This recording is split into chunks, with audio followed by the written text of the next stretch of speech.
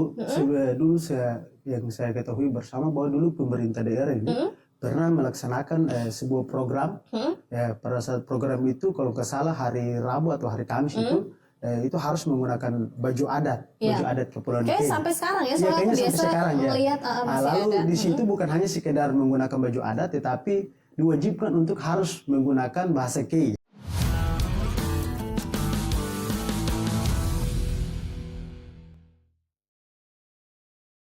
Kembali lagi di podcast RR Ritual bersama saya Viana Benita, dan hari ini kita sudah kehadiran narasumber tokoh pemuda gitu ya dari Maluku Tenggara, dari salah satu organisasi kepemudaan di Maluku Tenggara. Dan pada hari ini karena yang muda-muda udah datang, kita akan ngobrol tentang bagaimana sih perspektif dari pemuda ini untuk melestarikan budaya-budaya, khususnya budaya Kei ya. Jadi kita mau ngobrol gimana budaya ini bisa menjadi identitas nasional dari perspektif pemimpin cabang ya.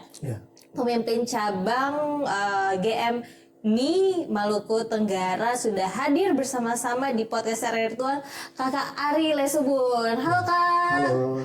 Apa kabar? Baik. Baik, luar biasa sekali Kak. Kita mau ngobrolin tentang budaya Kei khususnya ya, untuk menjadi identitas nasional dari perspektif seorang pemuda asli Kei ya Kak. Nah, menurut Kak Ari nih, budaya itu sendiri apa sih Kak? Menurut Kakak aja gitu. Iya, kalau bicara soal budaya ini kan sebuah kebiasaan. Sesuatu yang sudah dibuat oleh leluhur kita, oleh founder-founder kita, lalu diteruskan oleh anak-anak muda, khususnya generasi-generasi muda sekarang. Ya, kita kenal budaya kalau kita bicara persoalan perspektif tingkat nasional. Budaya itu sebuah kebiasaan yang memang sudah menjadi kelestarian dari zaman dulu. Ya, hari ini sebagai anak muda, khususnya saya sendiri, bukan hanya di tingkatan nasional, di tingkatan daerah, khususnya Maluku Tenggara ini, budaya ini sudah menjadi sebuah kebiasaan dari dulu.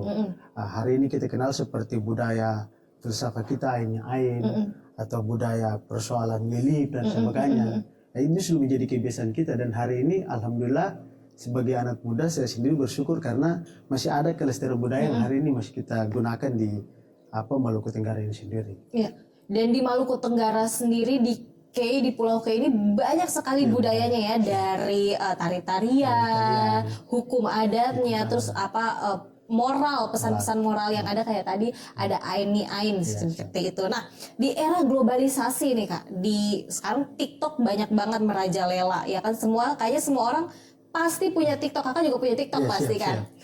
Dan di TikTok ini kadang melenceng nih sama nilai-nilai moral, apalagi anak muda kan, yang penting FYP, yang penting viral. Nah, menurut Kak Ari sendiri dari perspektif anak muda, gimana sih cara anak-anak muda ini biar bisa tetap melestarikan budaya sama jiwa nasionalismenya ini di era globalisasi dan modernisasi ini? Ya, yang pertama bahwa di Maluku Tenggara ini ada dinas terkait persoalannya, ini Kominfo. Hari ini kita ketahui bersama bahwa Kominfo juga sudah berperan penting dalam berusaha untuk menjaga komunikasi seperti hari ini pemuda menggunakan seperti TikTok, Facebook dan sebagainya. Hari ini saya juga sesali anak-anak muda. Kenapa saya sesali? Bahwa hari ini mereka menggunakan sosial media bukan sebagai salah satu tren untuk bagaimana memberikan edukasi yang baik, tapi menggunakan media sebagai salah satu untuk mencari simpatisan dan sebagainya. Budaya-budaya juga yang hari ini kita gunakan semacam teman-teman kayak menggunakan TikTok untuk melakukan kebudayaan tarian dan sebagainya tidak ada bagi saya. Sehingga bagi saya tidak objektif kalau teman-teman hari ini menggunakan media cuma sekedar mencari tren, menjadi simpatisan dan sebagainya. Saya berharap kiranya anak-anak muda bisa menggunakan TikTok ini sebagai salah satu kelestarian untuk mempromosikan budaya kita. Kayak hari ini kita ketahui bersama bahwa yang sekarang terjadi di Maluku Tenggara hari ini sedang melaksanakan festival Pesona Mitike. Hari ini sebenarnya peran pemuda adalah bagaimana kita mempromosikan ini, mempromosikan festival Pesona Mitike. Festival ini dijadikan sebagai salah satu ajang untuk mempromosikan budaya kita di Maluku Tenggara, budaya kita seperti ini. Tetapi kurang, malahan yang mungkin teman-teman ada yang pergi untuk menonton festival Pesona Mitike hanya sekedar selfie, lalu memposting di TikTok, tetapi tidak menunjukkan kelestarian budaya kita. Walaupun padahal pada saat festival Pesulimitik ini banyak kelestarian budaya. Pemerintah daerah juga melakukan inovasi untuk bagaimana berusaha untuk melestarikan kebudayaan kita, semacam tarian dan sebagainya. Tetapi hari ini saya masih sangat kecewa dengan teman-teman anak muda. Saya berharap juga, saya sudah selalu mempromosikan juga kepada kader dan anggota GEM ini untuk bagaimana kiranya kita sama-sama bukan hanya menjadikan sosial media, TikTok, Facebook, WA, IG dan sebagainya bukan hanya sebagai trending topik untuk mencari simpatisan, tetapi kita sama-sama berusaha untuk mempromosikan budaya. Dan itu saya tetap akan teruskan untuk disampaikan kepada teman-teman anak muda di GBD Maluku Tenggara. Ya, dan tapi nggak semua ya pasti, karena kita tahu juga di Maluku Tenggara ini adalah beberapa TikTokers yang emang mempromosikan juga kalau bisa dibilang kayak misalnya Genas dia promosiin wisata gitu kan. Terus ada waktu itu aku lihat ada short film dari Mata Rumah ya, Mata Rumah itu juga dia bikin short film tentang satu hukum adat itu ya di K, dan itu diviralkan di TikTok. Mungkin itulah yang sebenarnya kita harapkan ya dari pemuda-pemuda di K ini, maksudnya bisa menggunakan media sosial, boleh buat senang-senang boleh, cuma satu sisi juga promoin lah tempat-tempat dan juga moral-moral yang ada di Pulau K ini. Nah, kalau misalnya nih Kak, menurut Kakak sendiri, kalau budaya K, misal tari-tarian, bahasa ya pastinya ini juga yang banyak banget, maksudnya yang kental banget di K ini kan bahasanya, karena dari satu daerah sama daerah lain aja logatnya beda, bahasanya beda. Nah, gimana ini bisa jadi bisa mendukung atau membuat anak-anak ini terbentuk jati dirinya dari bahasa dan juga budaya yang ada? Ya, jadi dulu yang saya ketahui bersama bahwa dulu pemerintah daerah ini pernah melaksanakan sebuah program. Pada saat program itu kalau nggak salah hari Rabu atau hari Kamis itu harus menggunakan baju adat, baju adat Kepulauan K. Sampai sekarang ya, soalnya kayaknya biasa sampai sekarang melihat lalu ada. di situ bukan hanya sekedar menggunakan baju adat, tetapi diwajibkan untuk harus menggunakan bahasa K atau bahasa kita sehari-hari ya, bahasa di Maluku Tenggara, bahasa K.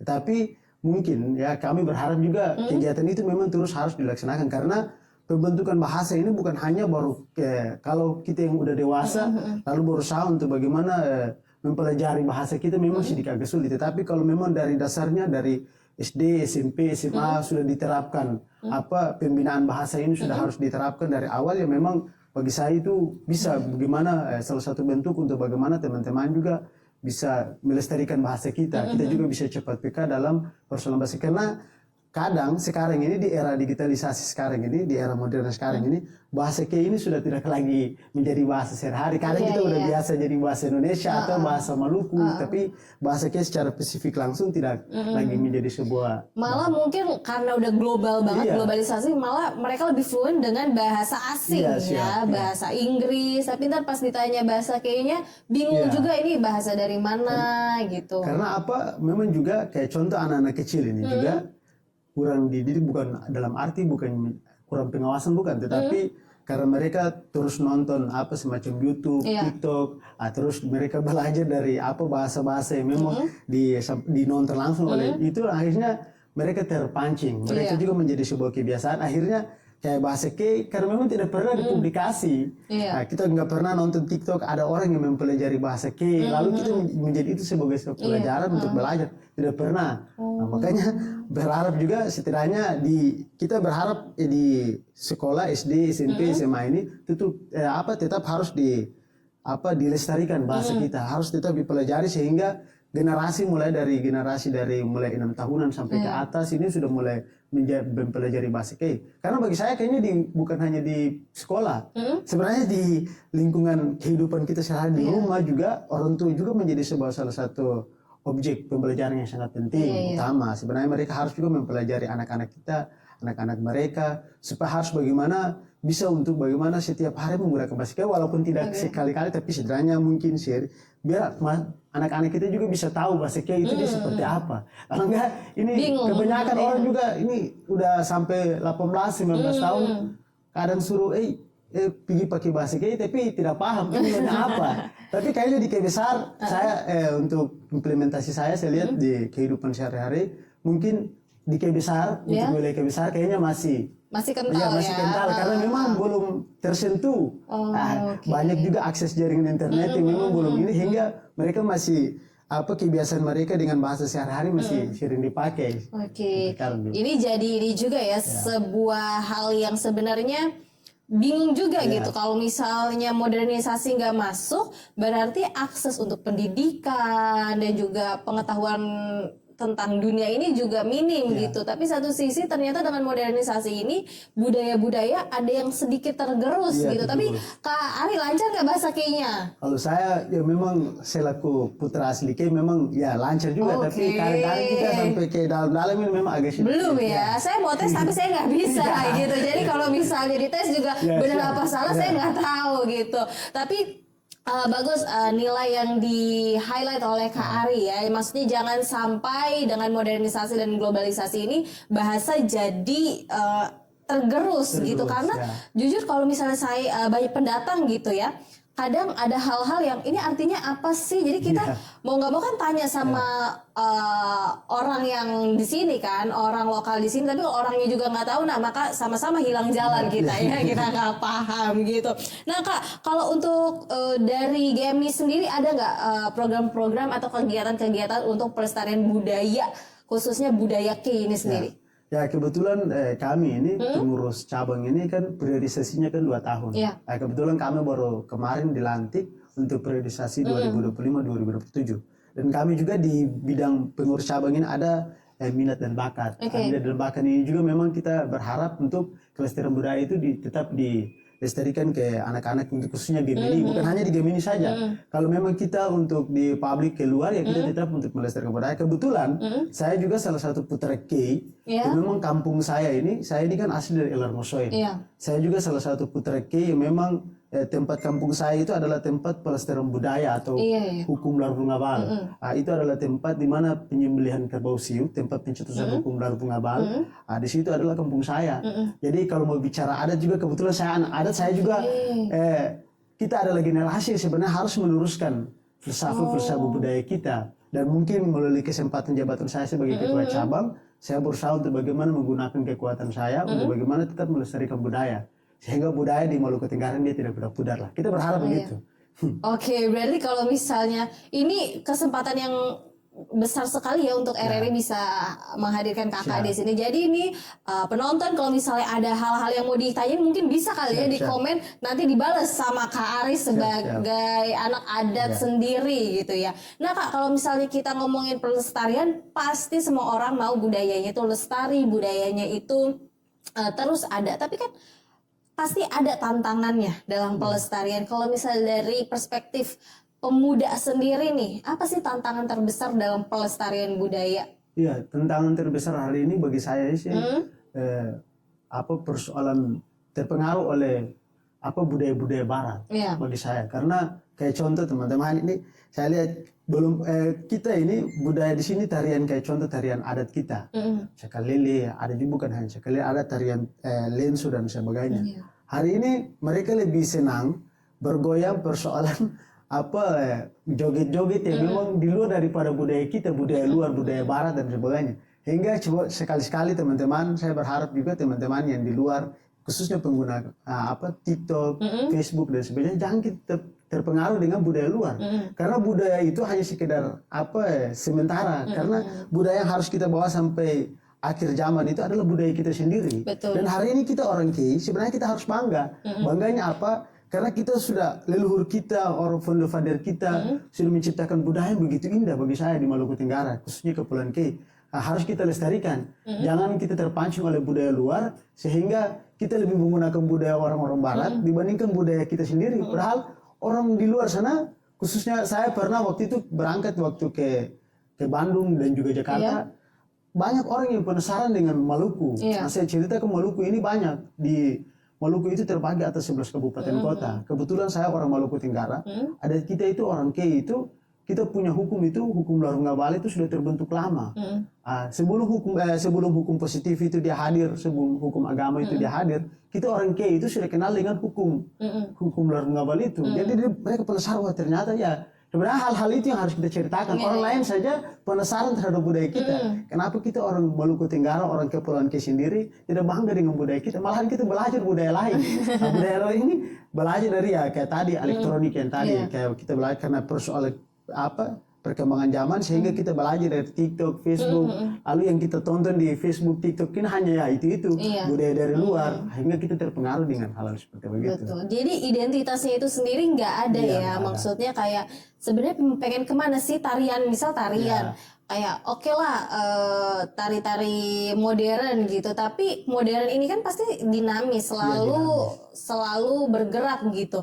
Jadi hari ini mungkin mereka goyangnya gayanya seperti ini, besok beda lagi, jadi nggak ada identitas. Sedangkan kalau misalnya tari tradisional itu kan udah ada pakem-pakemnya sendiri, kayak tangan harus seperti apa, itu artinya apa gitu kan. Jadi sebagai identitas sendiri. Nah, pelestarian budaya Kei sebagai identitas nasional sendiri ini gimana menurut pandangan kakak? Maksudnya kenapa pemuda-pemudi ini harus banget melestarikan budaya agar identitas nasional kita sebagai warga Indonesia, warga Kei ini tetap maksudnya tetap nggak buram gitu? Ya, kalau menurut saya ya kita harus tetap berusaha untuk melestarikan budaya kita. Kita jangan terpengaruh dengan budaya luar, karena budaya luar itu bagi saya sekali lagi hanya bersifat sementara.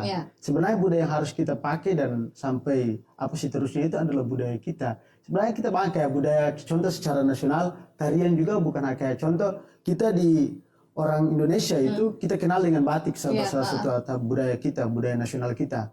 Kita kemana-mana harus menggunakan batik dan sebagainya. Tetapi karena kita terpengaruh dengan budaya luar, sehingga ada yang berjalan keluar dengan celana pendek, ada berjalan dengan baju pendek. Itu bukan budaya kita, itu budaya Barat. Budaya Barat hari ini kita terpengaruh dengan itu, sehingga kelestarian budaya kita dari tata cara berpakaian maupun tata cara kayak kita bicara persoalan gotong royong, salah satu budaya nasional yang hari ini masih kita pakai, itu juga kadang mulai pudar. Padahal gotong royong ini juga dari dulu sudah dipakai oleh leluhur kita, orang yang sudah mendahului kita. Tetapi hari ini gotong royong sudah tidak ada lagi. Kita kenal di Maluku Tenggara, kita kenal dengan bahasa Maren. Maren itu adalah gotong royong yang memang dilakukan dengan kerjasama. Tetapi hari ini kadang kalau dulu orang itu mau kerja itu ya mari kita satu panggil satu, lalu sama-sama kerja tanpa diberikan biaya. Tapi sekarang ya kita kerja ya setidaknya pulangnya ini harus ambil uangnya itu ya. Makanya budaya itu mulai kurang. Sebenarnya gotong royong maupun Maren yang dilaksanakan oleh kita orang di Kepulauan Kei ini sebenarnya harus tetap diterapkan, sehingga membangun silaturahmi juga antara satu dengan lain. Kalau kita menggunakan budaya luar, saya rasa silaturahmi kita juga nanti agak sedikit cengkang begitu. Jadi memperkuat satu sama lain juga ya, dari budaya memperkuat satu sama lain antar masyarakat Kei, dan masyarakat Kei ini juga pastinya akan saling mempererat juga sesama warga bangsa Indonesia sebagai warga yang berbudaya dan juga bermoral seperti itu ya. Nah, kalau misalnya dari GMNI sendiri nih melihat peran kolaborasi antara organisasi kepemudaan, masyarakat dan juga pemerintah dalam pelestarian budaya lokal ini seperti apa? Apakah sudah cukup oke atau ada yang perlu dibenahi nih? Ya, kalau saya sih banyak catatan. Kalau untuk saya, kalau persoalan kolaborasi antara OKP kayak organisasi kepemudaan khususnya GMNI dengan pemerintah daerah maupun dengan masyarakat maupun yang mana saja, pastinya saya masih sedikit kecewa karena pemerintah daerah sebenarnya kayak kegiatan-kegiatan festival pesona Mitike yang hari ini sedang dilaksanakan sebenarnya melibatkan semua organisasi pemuda biar kita terlibat langsung, dan kita mungkin pemikiran-pemikiran kita yang hari ini kita masih berpikir persoalan kebudayaan kita ini hari kita terapkan dalam kegiatan ini. Tetapi sampai saat ini kerjasama antara pemerintah daerah dalam hal ini dinas kebudayaan kurang punya peran penting berkolaborasi dengan kita. Sampai sekarang kita juga persoalan-persoalan Mitike kemarin kita pernah berjumpa juga dengan Pak Bupati, lalu Pak Bupati juga menawarkan langsung untuk bagaimana kita GMNI untuk terlibat dalam Mitike. Tetapi pada saat berjalannya waktu tiba-tiba tidak ada instansi yang memang menghubungi kita kan tidak mungkin kita dari game ini untuk harus membawa diri. Sebenarnya kalau sudah dikomunikasi seperti itu sebenarnya kita dipanggil untuk berkolaborasi sehingga ya kita juga merasa terlibat bahwa sebenarnya pemerintah daerah maupun dinas-dinas terkait masih membutuhkan game ini sebagai organisasi pemuda untuk bagaimana kita sama-sama melestarikan budaya. Karena bagi saya hari ini kalau cuma partisipasi pemerintah dengan dinas terkait bagi saya tidak efisien. Karena kalau kita mau betul-betul untuk melestarikan budaya, perlu kolaborasi, bukan hanya dengan game ini saja, tetapi dengan semua elemen pemuda, supaya kita sama-sama melestarikan budaya kita. Sehingga orang yang selama ini tidak pernah melestarikan budaya, mungkin dengan keterpanggilan dia terlibat langsung dengan untuk bagaimana melestarikan budaya, cara tidak langsung dia juga sadar bahwa betul budaya ini sangat penting. Terusnya kita Kepulauan King. Oke, jadi harapannya lebih ada komunikasi ya dari pemerintah untuk melibatkan organisasi kepemudaan seperti itu. Tapi kan kalau misalnya pelestarian kan nggak cuma pesona Metika ini bisa hal-hal lain. Maksudnya dari game ini sendiri, apakah ada bikin acara yang berkolaborasi sama masyarakat, sama pemerintah daerah mungkin di acara-acara. Kalau di Satean, tahu saya ke organisasi kepemudaan desanya itu kan dia bikin Dragon Boat gitu kan. Nah kalau misalnya dari game ini sebagai organisasi yang bisa dibilang cukup besar gitu, apakah ada acara atau penyuluhan-penyuluhan atau ada apa nih? Kalau kita untuk sampai saat ini memang untuk persoalan kegiatan kebudayaan memang belum pernah. Tetapi kami untuk kegiatan-kegiatan semacam kegiatan apapun itu, kadang-kadang kegiatan seremonial, kami terus membuat sebuah isi acara dengan tarian. Itu bagian bentuk daripada mempromosikan. Oh berarti berpartisipasi ya sebagai pengisi acaranya gitu. Oke. Tetapi mungkin untuk kegiatan kebudayaan belum pernah. Karena kami baru dilantik bulan ini, sehingga memang belum melaksanakan beberapa kegiatan. Tapi ya mungkin dengan melalui kesempatan itu juga kami tetap untuk melaksanakan itu. Karena bagi saya pemuda tetap harus aktif persoalan kebudayaan yang terjadi. Kan jadi sekarang dengan ada podcastnya ini kan juga masyarakat tahu nih, kalau misalnya kita mau bikin sebuah acara kebudayaan dari teman-teman game ini bisa nih membantu, iya kan dengan senang hati tentunya ya kan. Tadi kata Kak Ari nggak ada tuh yang salam tempel ya. Kita mengedepankan gotong royong atau marhen seperti itu ya. Nah terakhir nih Kak, pesan apa yang mau disampaikan kepada anak-anak muda Indonesia biar tetap melestarikan budaya dan juga bangga terhadap budaya bangsa Indonesia, terlebih dan terkhususnya budaya Kei itu sendiri. Ya, pesan saya untuk teman-teman anak muda yang ada di luar sana bahwa jangan pernah kita bosan terhadap budaya kita. Jangan pernah bosan dan jangan pernah pesimis. Karena budaya kita ini adalah salah satu budaya yang memang diinginkan oleh orang lain.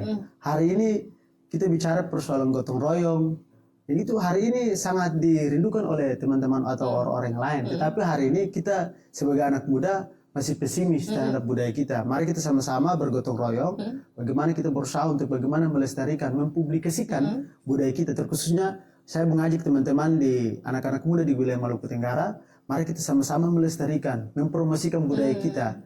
Karena budaya kita ini semakin hari mulai redup.